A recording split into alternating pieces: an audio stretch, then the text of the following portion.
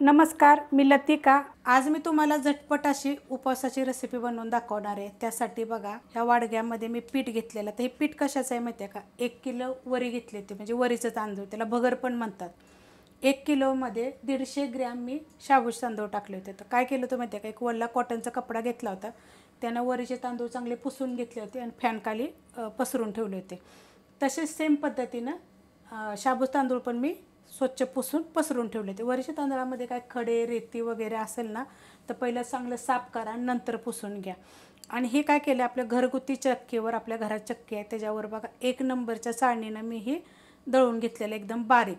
जर तुम्हाला मिक्सरला कसं करायचे जर पाहिजे असेल ना, तर त्याची पण रेसिपी मी अपलोड केलेली आहे। उपवासाच्या आपल्या चॅनलवर सगळ्या रेसिपी अपलोड केलेल्या आहेत। ही रेसिपी कशी वाटली जरा कमेंट करून सांगा आणि प्लीज लाईक करत जा आणि कमेंट पण करत जा। आता मी ह्यातलं पीठ घेणार आहे। 2 चमचे मी पीठ घेतलेलं। आता तुम्हाला किती पाहिजे एका टायमासाठी आपण करणार आहे, तर त्यासाठी बघा त्याप्रमाणे 2 ते 2.5 चमचे आपल्याला ह्याच्यामध्ये पीठ घ्यायचं आहे। त्यात टाकायचे आपल्याला चवीप्रमाणे मीठ। त्यात टाकणारे 1 चमचा बघा दही घेतलेलं आहे। दही कसं लावायचं ह्याची पण मी रेसिपी अपलोड केलेली आहे। ह्यात टाकणार आहे मिरची काय केली होती, हलकीशी भाजली होती आणि कुटून घेतलेली आहे। आता जर तुम्ही जिरं खात असाल तर जिरं टाकू शकता, तुम्ही जे काही खात असाल ना तर ते तुम्ही टाकू शकता।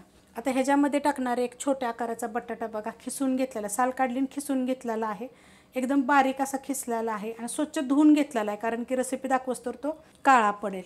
आता ह्याच्यामध्ये आपल्याला पाण्याचा वापर करायचा आहे, कारण की आपण ह्याच्यामध्ये दही टाकलं होतं आणि जे बटाटा आपण जे खिसून घेऊन स्वच्छ धुवून घेतलेला त्याचं पण थोडंसं ओलसरपणा असतो, तर त्याप्रमाणेच तुम्ही पाणी टाका। पाणी बघा मी बिलकुलसुद्धा टाकलेलं नाही आहे। ह्याच्यामध्ये मी एकदम थोडंसं पाणी टाकणार आहे, तर त्याच्या जागी तुम्ही दही जरी टाकलं तरी चालू शकते। जर दही आवडत नसेल तुम्हाला तर नुसतं पाण्यामध्ये जरी मिक्स करून तुम्ही बनवलं तरी पण चालू शकते। आता हे मी मळून घेते बघा, मस्त असं बघा मळून घेतलेलं आहे। पीठ कसं एकदम जर बारीक दळलं का नाही तर भाकरी पण ते छान होते, त्याच्याला मस्त होते। आपलं उपवासाची भाजणी वगैरे सगळं टाकलेलं आहे, बटाट्याची सुकी भाजी, चटण्या उपवासाच्या, पनीरची भाजी, बटाट्याचे काप, सगळ्या रेसिपी आपल्या चॅनलवर अपलोड केलेल्या आहेत। आता तुम्हाला किती जाड पातळ पाहिजे, एवढ्या पिठामध्ये ना 3 होतात, म्हणजे एका टायमाचं मस्तपैकी एक जणाचं उपवासासाठी होऊन जातं। आता ह्याला मी साईडला पीठ काढून घेते। खाली घ्यायचं थोडंसं पीठ, तेच पीठ घ्यायचं। आवडीप्रमाणे तुम्ही जर जिरं खात असाल तर खूप जण म्हणतात आम्ही जिरं खातो, तर तुम्ही जिरं टाका। आम्ही असं जिरं वगैरे काही खात नाही आहे। खिचड्या वगैरे सगळ्या रेसिपी अपलोड आहेत, तुम्हाला कोणती रेसिपी जर पाहिजे ते जर आम्हाला कमेंट करून सांगा। आता हे मी काय करते का, दोन्ही हातानं असं पातळ थापून घ्यायचं। मस्त असं बघा थापून घेतलेलं आहे। जास्त जाड ठेवायचंच नाही, पातळ एकदम असं कडक वगैरे होत नाही, असं गरम गरम बनवलं आणि खायचं मग। आता हे आपण टाकून घेऊया। तवा ठेवला आहे बघा गरम करायला, हा तवा आहे लोखंडाचा, तर आपण ह्याच्यामध्ये टाकून घेऊया। तुम्हाला पाहिजे तर शेंगदाण्याचं लाडू, राजगिऱ्याचं लाडू, सगळ्या रेसिपी अपलोड केलेल्या आहेत, तुम्ही कमेंट करा, मी तुम्हाला त्या रेसिपीची लिंक देईन। आता एक 2 मिनटं आपल्याला ह्याला बिलकुल पाणी लावायचं नाही। 2 मिनटं झालेले आहेत बघा, आपण त्याला पाणी लावून घेऊया। सेम आपण कशी भाकरी करतो ज्वारीची वगैरे तशाच पद्धतीत करायचं आहे। तुम्हाला जर अशाच पद्धतीमध्ये बटाटा शिजवून जरी पाहिजे असेल तर तशा पण मी रेसिपी अपलोड केलेल्या आहेत। आता हे थोडंसं हलकंसं आपल्याला हे वरचं पाणी काय करायचं, सुकून द्यायचं।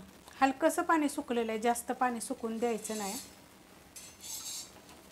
बघा मस्त भाजले गेलेले आहे। आता हे खालची साईड आपण भाजून घेऊया। खालची साईड आपण भाजली का बघूया, मस्त बघा अशी हलते आणि मस्त अशी बघा भाजले गेलेले एकदम छान।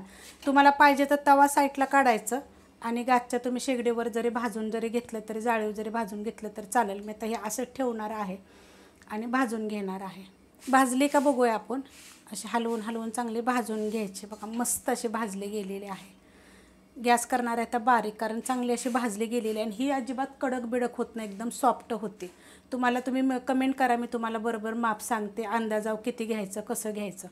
आता ह्याच्यावर खायला पनीरची भाजी आहे, कढी केलेली आहे, बटाट्याची भाजी, बटाट्याचे काप, चटण्या, सगळं मिरच्या ठेचा, सगळ्या रेसिपी मी उपवासाच्या अपलोड केलेल्या आहेत।